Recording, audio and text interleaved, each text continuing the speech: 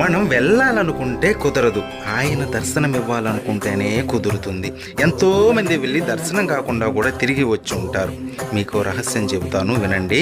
ఆయన మనకి దర్శనం ఇవ్వాలనే సూచనలు మనకి పంపుతాడు. ఎలా అంటే నిద్రపోతున్నప్పుడు కలలో కనపడడం, తరచూ శ్రీవారి గురించి విషయాలు మన చెవిన పడడం, లేదా ఎవరైనా తిరుమలకు పిలవడం.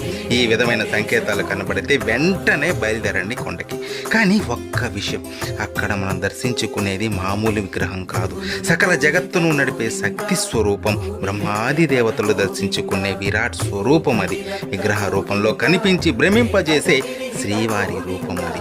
చక్రవర్తులు, సామంతులు ఆయన దర్శనం కోసం బంగారు వాకిలి ముందు పడిగాపులు కాశారు. అటువంటి స్వామి దర్శనం పూర్వజన్మ సుకృతం. ఇలాంటి ఎన్నో వీడియోలు మన ఛానల్లో ఉన్నాయి. సబ్స్క్రైబ్ చేసుకుని వాటన్నిటినీ వినండి. శ్రీవారి దర్శనం మీరు ఎన్నిసార్లు చేసుకున్నారో కామెంట్ చేయండి. ఓం నమో వెంకటేశాయ.